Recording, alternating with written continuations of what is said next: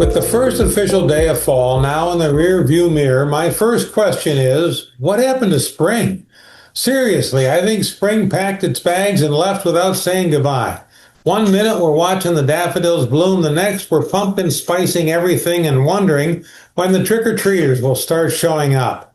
Now as the leaves crunch underfoot, I'm forced to think about 2026 because apparently time waits for no one, and just now how busy Q4 is shaping up to be. If your calendar isn't already groaning, just wait. So what's newsworthy in the real estate universe these days?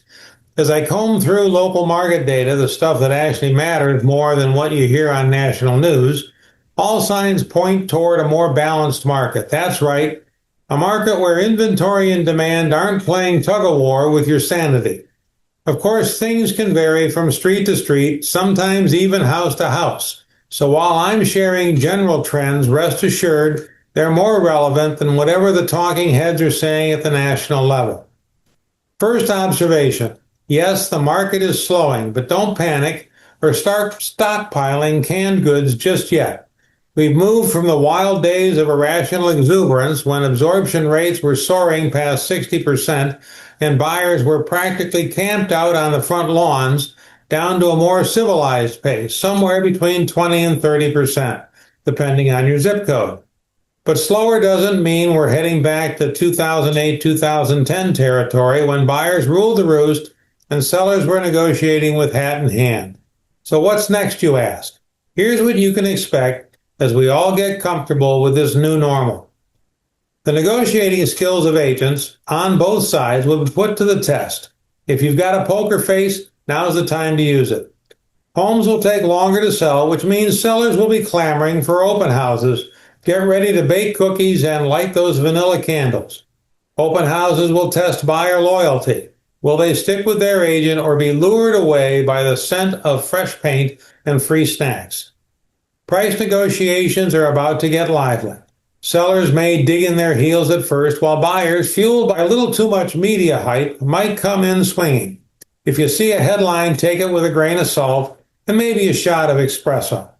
Sellers, brace yourself for inspections. If a leaky faucet suddenly makes headlines, don't worry. Negotiation is part of the process. Buyers agents, it's time to up your game. Know the homes you're showing so you can prep buyers for the less than perfect home inspection reports. Nobody expects a house to be as flawless as a showroom model. Bottom line, while the little details will matter, you'll get to the closing table. So keep your chin up, your paperwork organized, and your sense of humor intact.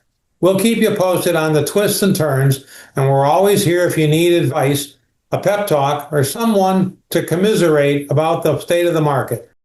Now, what else? Let's talk about the important stuff like food, coffee, and a little holiday cheer. Bring your appetite to the chili cook-off on 10/15. Whether you're a taste tester or the next prize-winning chef, don't miss out.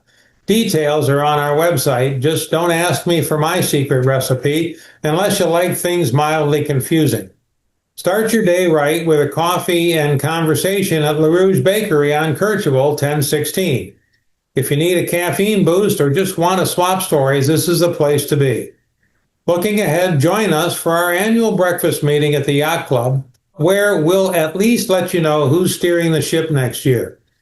Keep an eye on those continuing education credits. If you're running short, we've got classes to help, and don't forget to mark your calendar for the GPBR holiday party on 10/11 because everyone deserves a little fun in December. All right, that's a wrap. Thanks for hanging in there for my fall musings. I'll see you in a couple weeks, and maybe we'll figure out what happened to spring by then. Stay tuned.